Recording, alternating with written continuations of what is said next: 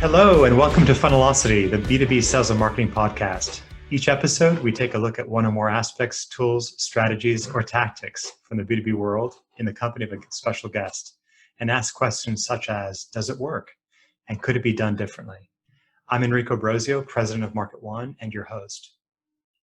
In this episode, we address one of the most commonly used and now indispensable sales and marketing tools of recent times, the good old webinar.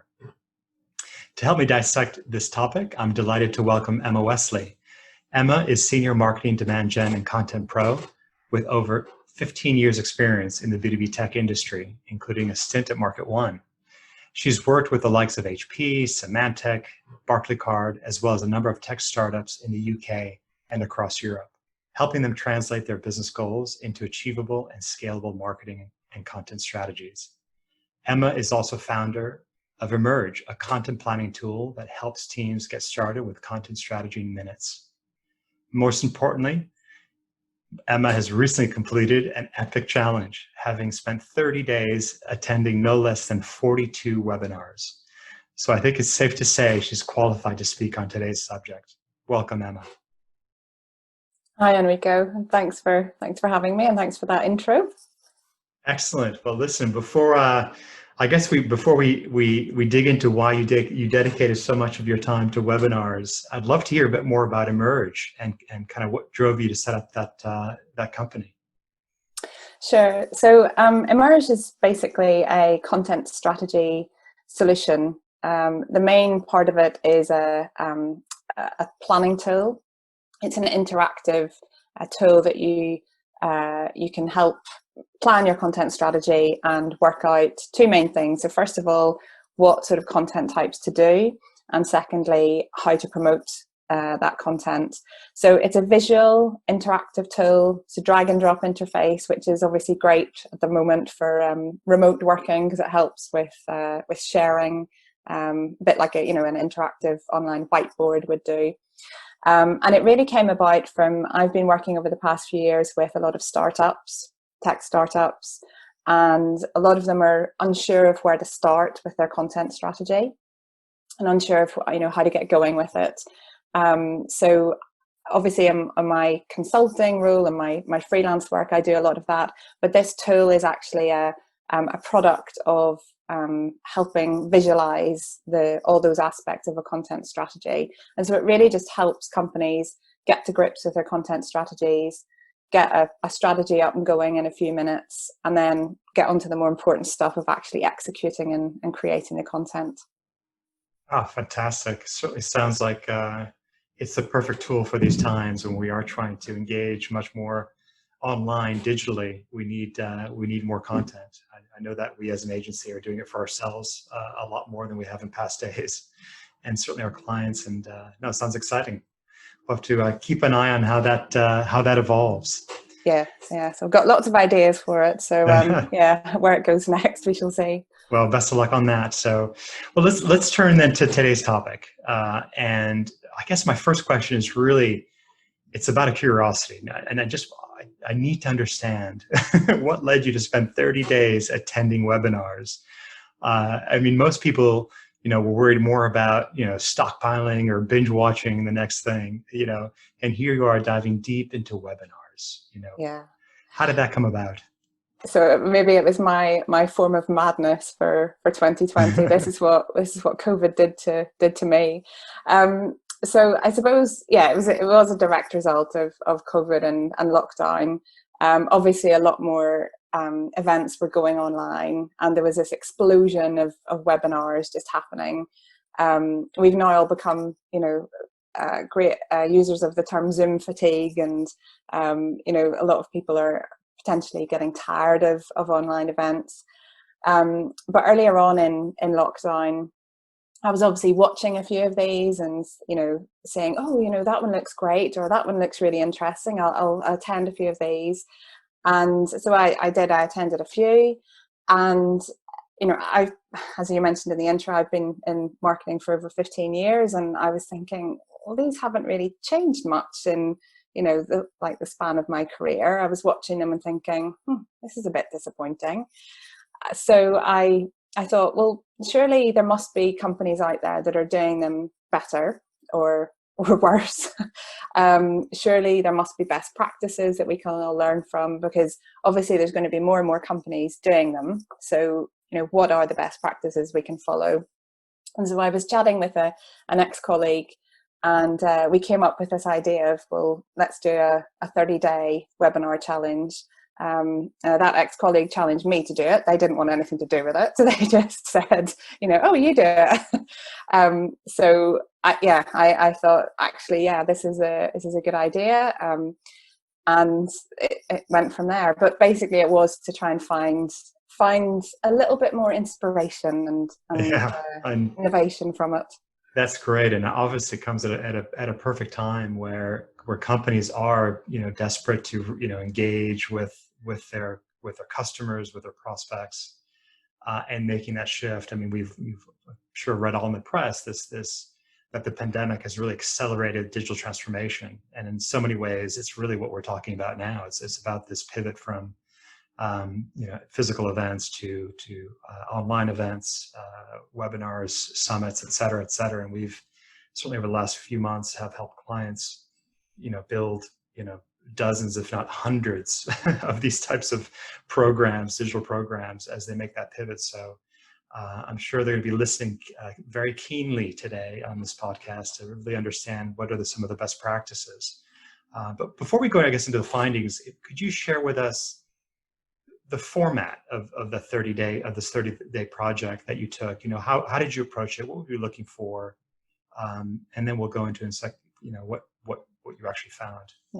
Yeah. So the prep was all around June, and the idea was do one webinar a day, because obviously I was doing my day job and thought, right, I don't want to give myself too many extra things to do.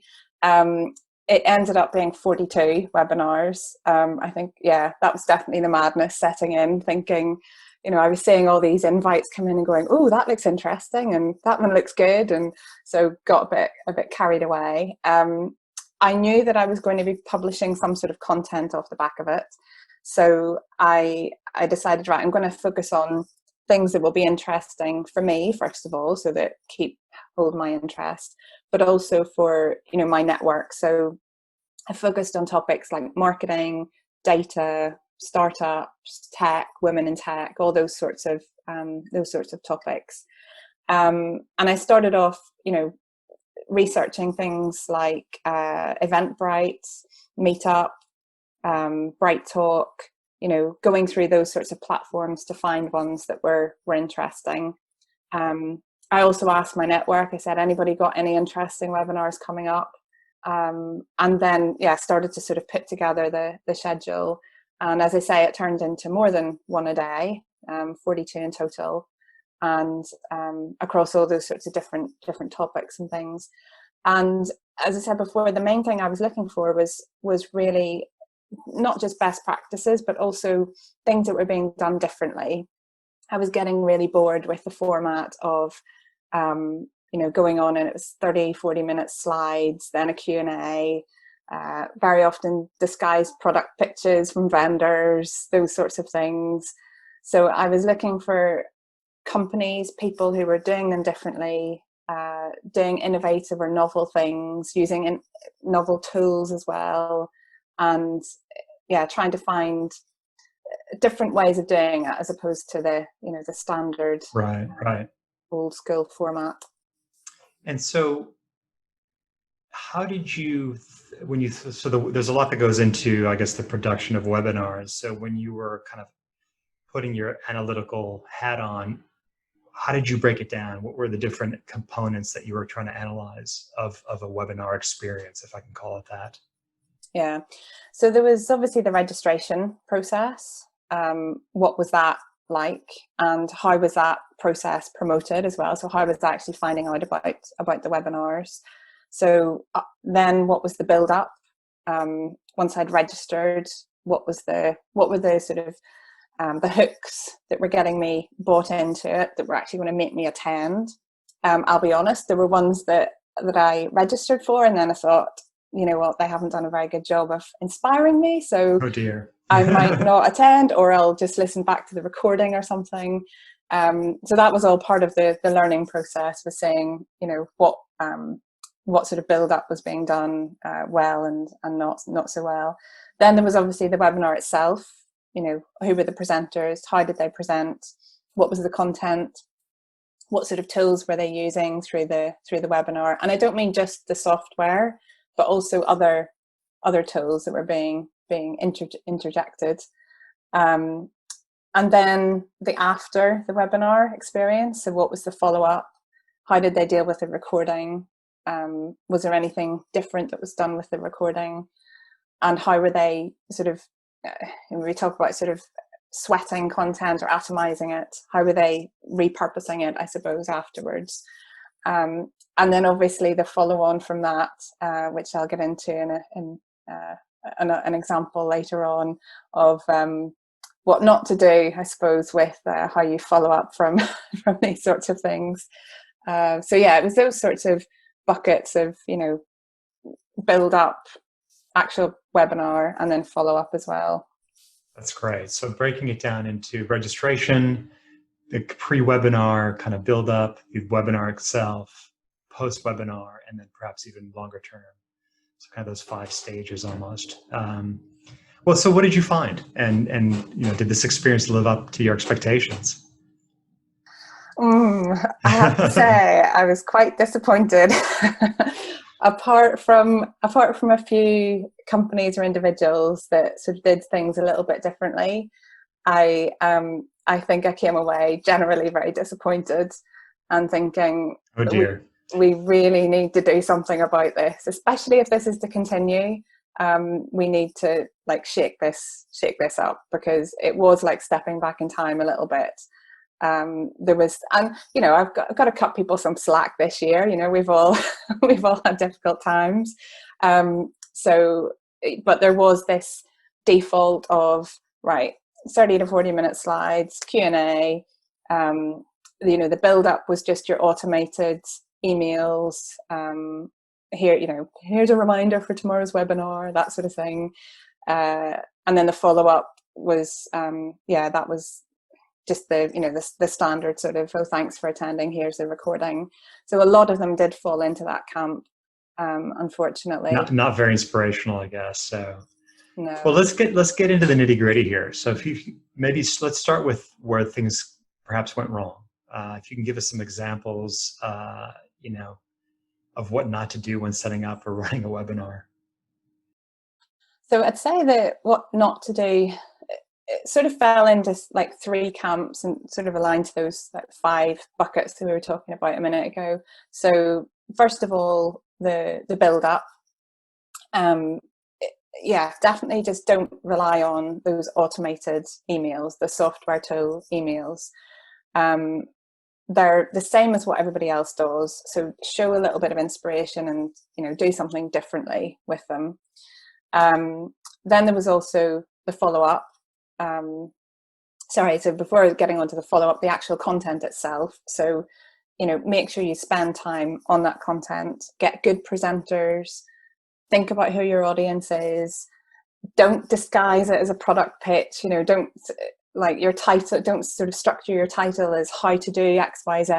And then the webinar is basically just a product demo or a glorified bio of somebody.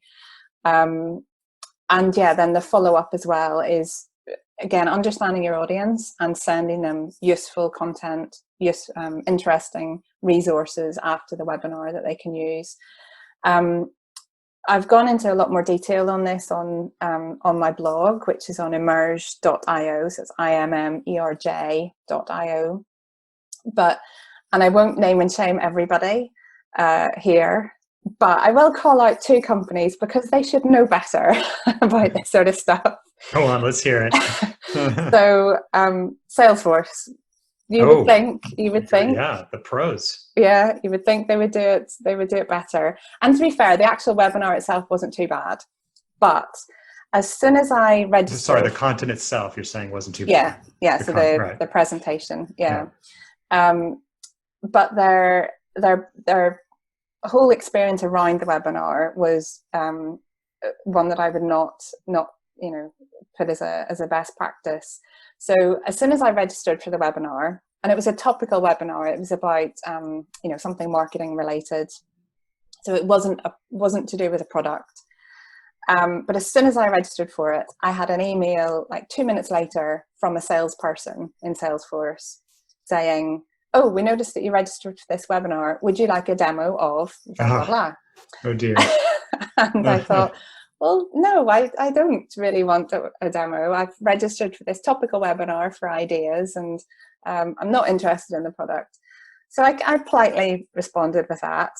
And 2 minutes later, got another email back saying, well, that's fine, but actually we're coming up to the end of our quarter and we've got some really good deals on this product.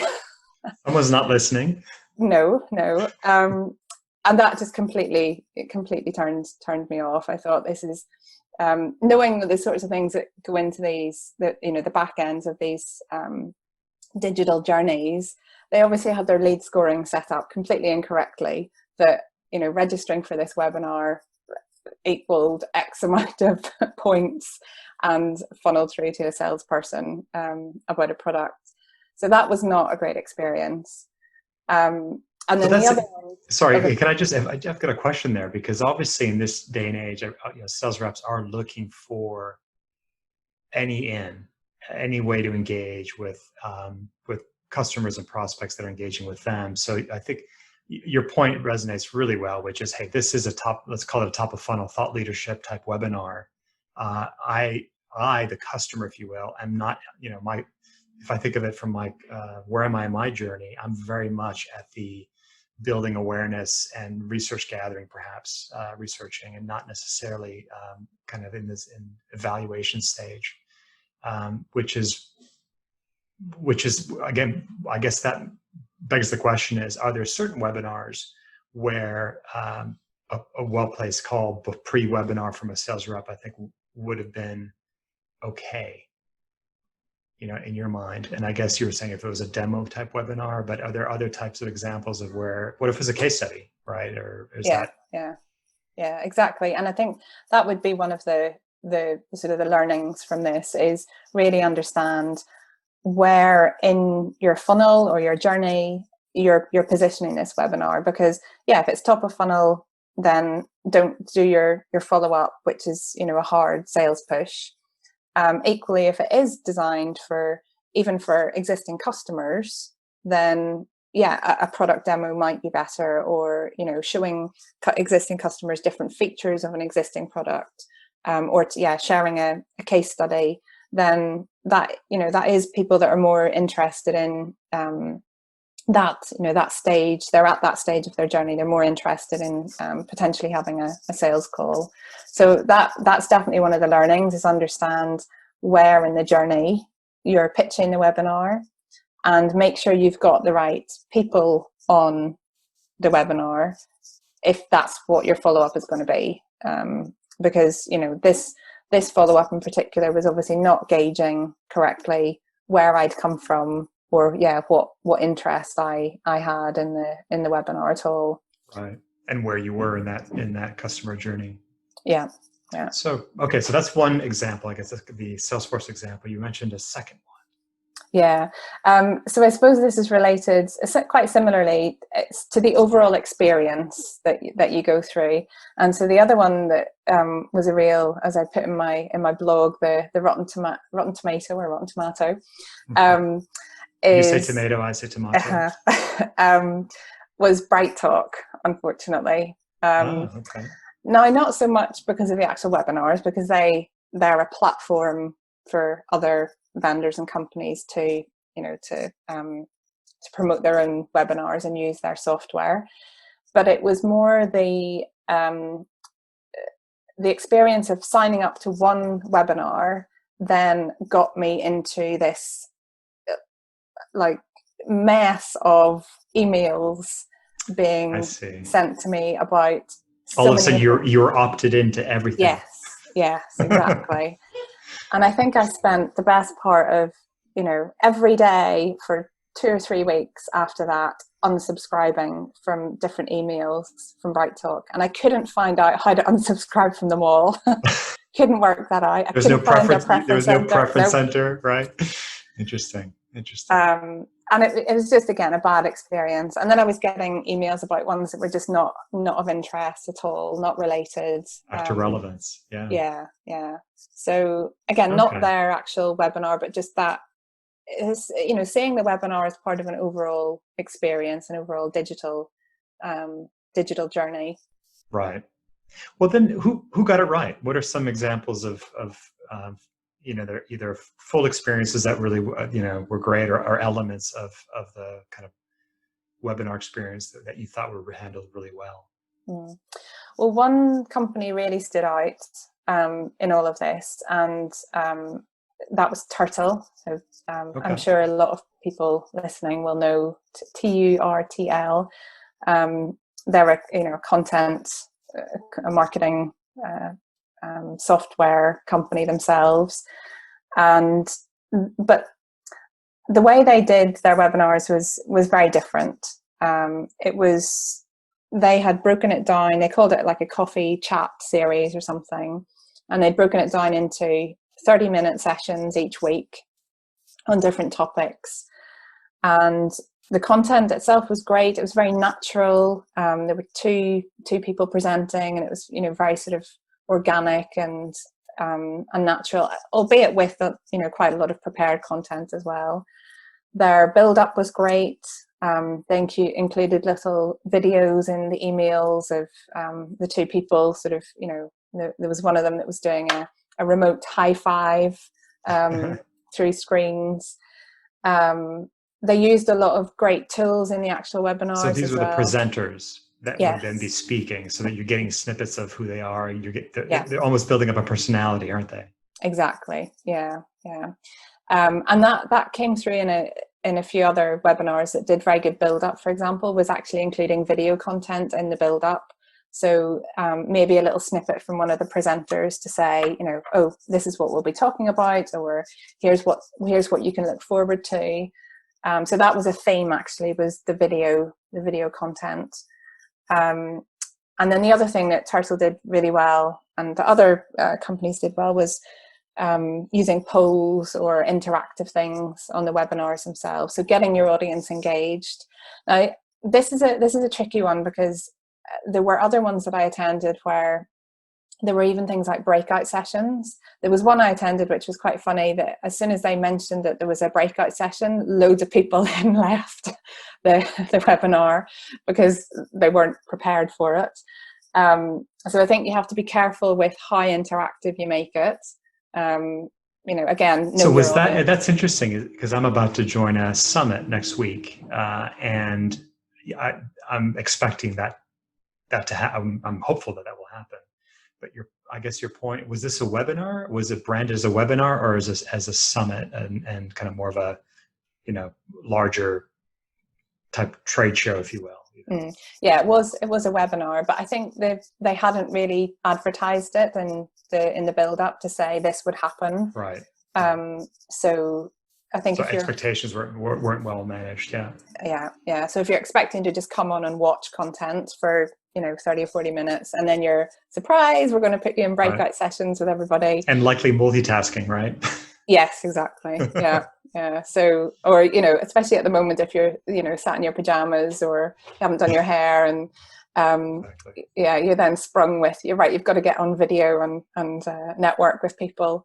So just again, set expectations and know your audience. But that said, there are lots of things that you can do fun stuff that doesn't always require networking or breakout sessions. One of the really funny things that I came across was, and this is in the blogs as well, was a goat bombing tool. So you would pay or log for a goat to bomb your webinar at some stage when you were hosting it. Wow. Just a silly little thing, doesn't have anything to do with the actual the topics or anything, but it was that sort of thing. It just breaks it up, and especially for if we have all got this Zoom fatigue at the moment, doing little things like that can add a Absolutely, bit it of can stand out. novelty. Absolutely, and get people engaged. So again, I think it's what I'm hearing is those that did it well, at least what you're calling out for Turtle, it's relevant, they're engaging, and they're setting expectations.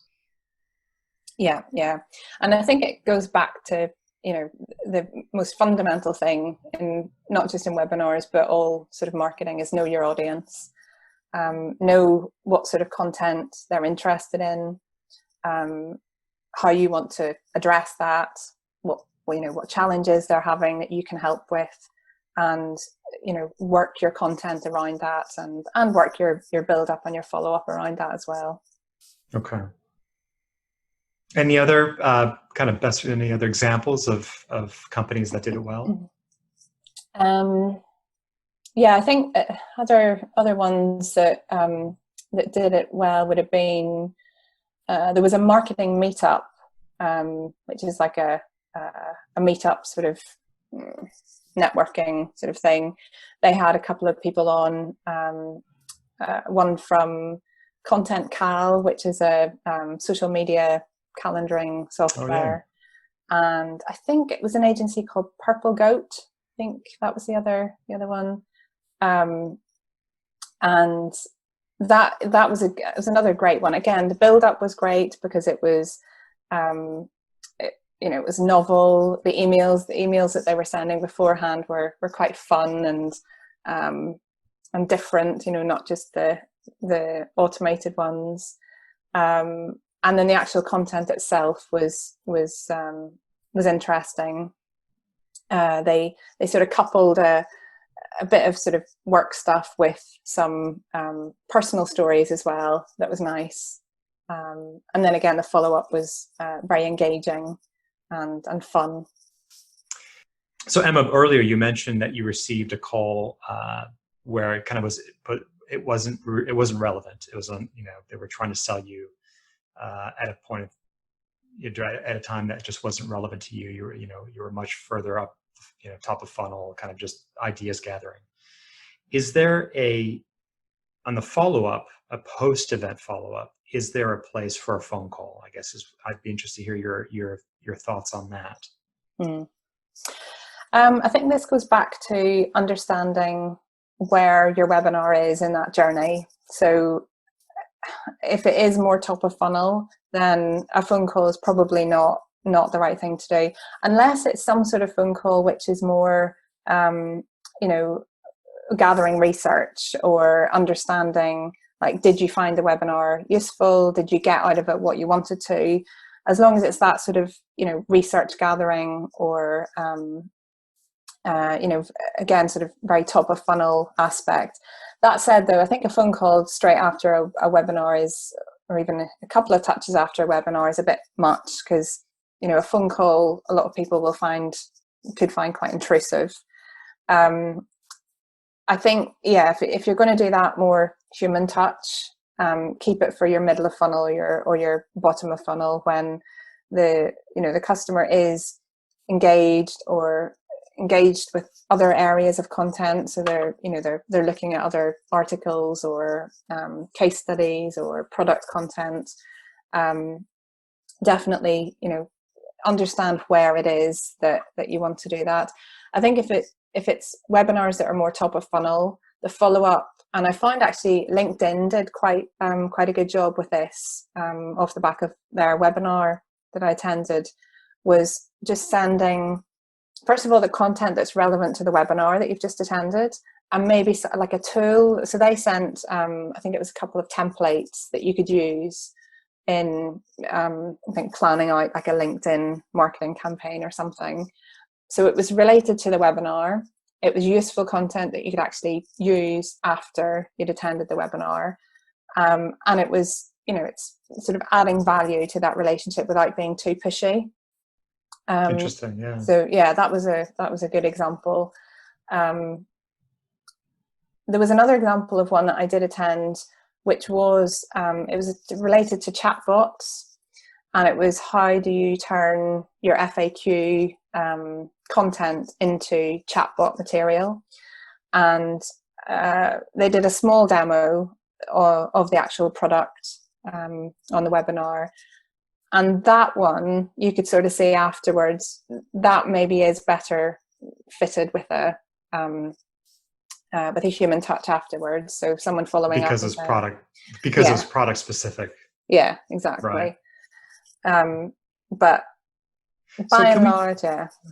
Sorry, go ahead. Sorry, I was just going to ask, are there examples then? And at one point, I do want to get your top tips and takeaways, but I'm curious to hear a bit more about the post-event, post-webinar follow-up or nurtures, if I can call it. What are your thoughts there, and kind of what works and what doesn't work post-event? So I think the easiest way to put this is, like, put yourself in the position of the customer and think, what would you be happy with after attending a webinar? If what you're doing feels too pushy for you, then don't do it. Right. Again, it's understanding where in the journey your customer is and where your webinar is pitched, and then doing the nurture or the follow-up based off of that. The best ones were ones that sort of did a couple of touches, a couple of follow-ups afterwards, as I say, with useful content or tools, or, you know, here's an article you might be interested in, or here's another webinar that we're doing that's related. And then it stopped. You know, it wasn't this constant, you weren't sort of funneled into like a 10-step follow-up or something. Right. Into perpetuity. It was maybe just a 1, 2, 3 and then stop. Yeah. Because it's better that you, as a customer, you come away with a good feeling of that brand and of that, if it is product related. If you're going to keep hammering someone with, you know, constant emails after they've attended a webinar, that's going to give them a bad impression of your brand. And so you might think you're doing a good job in sort of doing the follow-up, but you're really pestering them. You're starting to spam them. So I would keep it short, relevant, useful, and let them go away with that good feeling and that good impression of your brand and your company. Exactly. And then just connecting the dots from what you said earlier, and of course, if they are engaging with your website with other content, all of a sudden that lead score goes up, and then absolutely maybe it is time for a well-placed and timed call to be made. So what about, we haven't spoken about the non-attendees. I mean, I don't know what the percentage is. I presume half of the people that probably register for a webinar, wouldn't want to attend. What about that segment, if you will? How do you, any thoughts about how to approach those prospects? So first of all, to avoid that, really maximize your build up so that you are driving attendance. A lot of webinars, a lot of virtual events work best in a live format. When you watch back a lot of the recordings, you kind of lose the effect of some of the polls or the interactivity that's happening. So do that work beforehand to maximize and engage people with video content or whatever, and get them there on the day. For those that don't attend, and I think the stats are about 50%. It's the same with Right. live events. You'll get about a 50% drop off. One that I attended that did do something interesting was they didn't offer a recording, and the person that ran it basically followed up afterwards and said, "I'm sorry you couldn't attend. Please note we're not doing a recording of this because XYZ. If you missed it, then we're going to rerun it again next week." So that was quite an interesting sort of tactic. Yeah. That consciously deciding we're not doing a recording of this, but we're going to rerun the event itself. That, I can see the pros and cons of that. on-demand stuff is quite powerful, as we know. We all consume a lot of on-demand. But the one thing that I would challenge companies and marketing teams to do is don't just do a recording and send it out. Think about how you can package it up a little bit better. Even if you wanted to repurpose the content, so do it as a summary version, do it as, here's the top 10 takeaways that we learned from this. Maybe even, I've not seen this done anywhere, but I'd love to see it, would be like a sort of a mashup version of the recording. So sound bites, edited out and then put together in like a 5-minute fly through. I think that's a great idea. Yeah.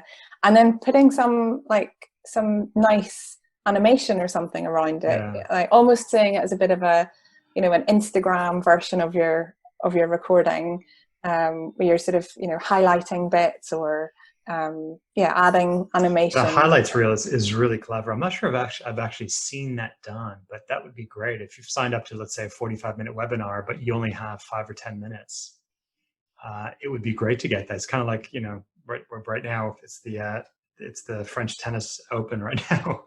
And I'm binge watching the highlight reels, for a few minutes. And it's kind of that, I don't have time to watch the entire match, but give me the highlights. Yeah, exactly. Yeah, that is definitely an area that I think could do with a lot of work, is that recording really aspect. Yeah, and then just repurposing the content as well, like turn it into different forms, because not everybody has the time or the inclination to watch back. Full recordings. They're likely going to be multitasking at the same time. And I think you'll probably get a lot more quote unquote clicks and engagement. Your engagement score will probably go up if you have that highlights reel. Yeah. People would probably, it's less daunting. People will click on it because they see it's just 5 or 10 minutes and not 45 minutes. Exactly. So it's interesting, really interesting. Well, Emma, this has been super interesting. And I wanted to ask, where do you see this going as a kind of a content, a way to distribute content? So the online webinar, obviously with COVID and the pandemic we're in, it's really one of the very few forms that sales and marketing can work together to drive engagement. And in fact, we recently did a survey of B2B marketers across North America, where they talk about kind of focusing on tactics that actually have demonstrable benefits, if you will, from a sales and marketing perspective, and certainly this is one of them. So where do you see this going? Do you have a sense of, have we reached the peak? Is this, or is it just the tip of the iceberg, and this is actually going to explode now with maybe a lot of innovation happening? Yeah, I don't think we've reached peak webinar or anything like that, because even, the odd one that I still attend, even after this challenge, the attendance numbers are good. There's a lot of people still attending webinars. And even the bigger virtual conferences that we've now started to see come through. I think now that companies have realized we're not going to get back to face-to-face stuff anytime soon. So how do we turn a 5-day conference into a virtual version? I think there's a lot of work we still need to do on them, though. Making them a lot more innovative, a lot more creative, funneling that sort of creative thought into how do we do them differently. I've seen some interesting tools and things cropping up around things like virtual reality. There's an interesting company called Spatial who have they do like 3D avatar events, that sort of thing. Obviously, it's not 100% accessible at the moment for everybody. Not everyone has the headsets that they need, or the home setups that you need to attend these sorts of things. So if we can find somewhere in the middle ground where it's very interactive, it's capturing that natural aspect that you get at a face-to-face event. Well, one you mentioned was the whiteboarding, which I thought was really interesting. Yeah, well, actually in the challenge, I forgot about. There was one guy that I know personally, actually, and his webinars are basically all whiteboarding sessions. So he doesn't do slides. He just gets on I think it's mainly YouTube or Facebook videos, and he'll whiteboard. Obviously, a lot of us have to become a lot more comfortable with that sort of thing.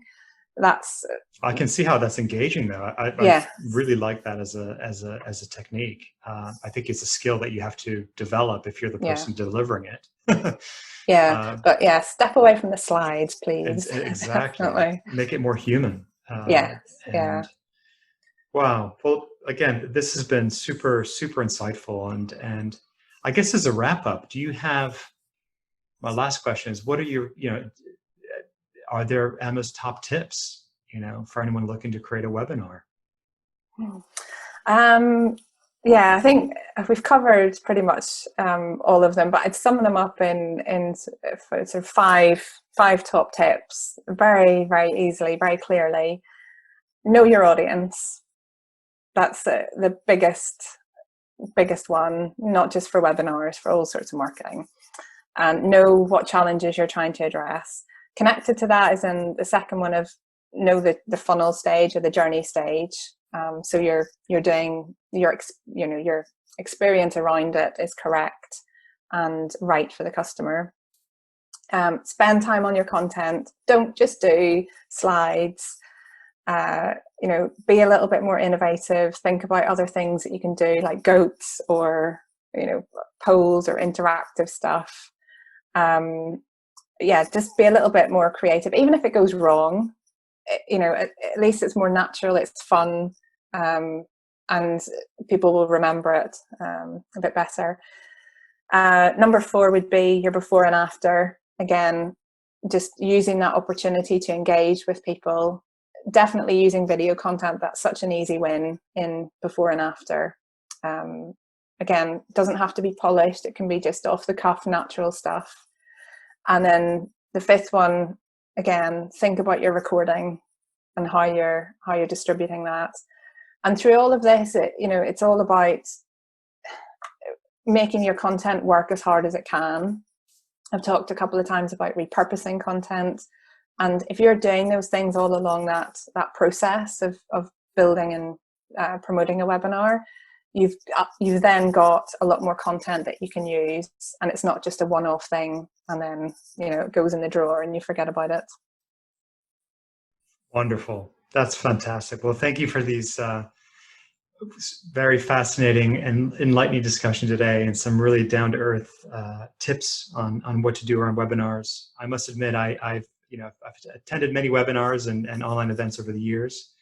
I thought I was a pretty seasoned viewer and knowledgeable on the topic, but thanks to you, Emma, I know a lot more today. So thanks for joining us on Funnelocity. No problem. Thanks very much for having me. And I hope that 2021 brings us a lot more innovative webinars and virtual events. Hear, hear. And many thanks to our listeners to joining in on today's episode of Funnelocity. And to learn more about MarketOne and discover further episodes, or even the survey, the B2B marketing survey that we ran recently, please visit marketone.com/Funnelocity.